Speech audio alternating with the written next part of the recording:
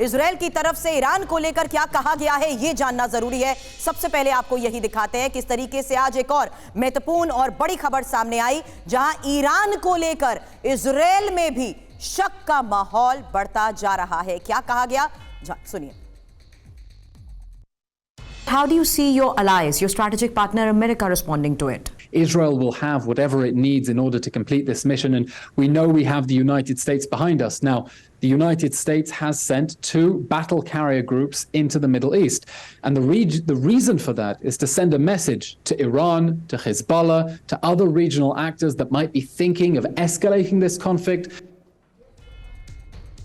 ये इजराइल सरकार के वो प्रवक्ता थे जिन्होंने ये साफ तौर पर कह दिया कि अमेरिका ने भी ये साफ तौर पर बड़ा मैसेज दे दिया है और हमें अमेरिका की ताकत का तो अंदाजा है ही, लेकिन ईरान की ताकत क्या है, एक नजर अब इस पर भी डाल लेते हैं, क्योंकि ईरान के मिसाइल पावर को लेकर ये सबसे पहली इंफॉर्मेशन आपके सामने होगी, जहां पर देखिए किस तरीके से ईरान की ये जो मिसाइल पावर्स हैं उसमें एक नाम आता है कुज्वान का, जिसकी 600 किलोमीटर की रेंज है, फतेह 110 300 किलोमीटर, शहाब 2 500 किलोमीटर और खिरामशर 2000 किलोमीटर, इमाद 1700 किलोमीटर, शेजल 2000 किलोमीटर। और राजन कोचर सर, ये तो डिक्लेयर्ड इंफॉर्मेशन है।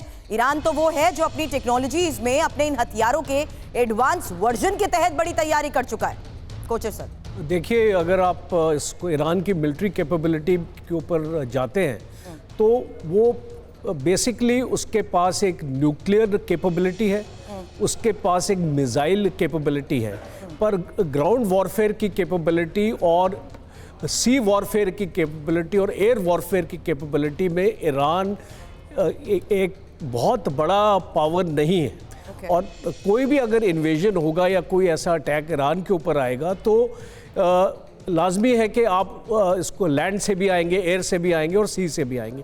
तो एक न्यूसेंस वैल्यू मैं मानता हूँ ईरान को, एक डेटरेंस है उसके पास, क्योंकि वो एक ऐसा देश है कि वो अपना जो न्यूक्लियर मिसाइल वॉरहेड्स को लॉन्च करने में भी चूकेगा नहीं।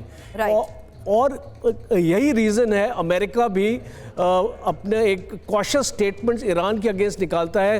आपने इस लड़ाई में देखा होगा कि अमेरिका ने ईरान का नाम नहीं लिया है, उसको डायरेक्टली इंडिक्ट नहीं किया है इजराइल के हमलों के ऊपर, क्योंकि वो उसको बोलता है there is a lack of conclusive evidence. तो वो अमेरिका ने डायरेक्ट नाम नहीं लिया, लेकिन इजराइल ने ये साफ तौर पर बता दिया कि अमेरिका जो हमारा स्ट्रैटेजिक अलायंस है उसका ये सहयोग ईरान को भी बहुत बड़ा संकेत है। और इसी को लेकर मैंने इजरायली सरकार के प्रवक्ता से बात भी की थी।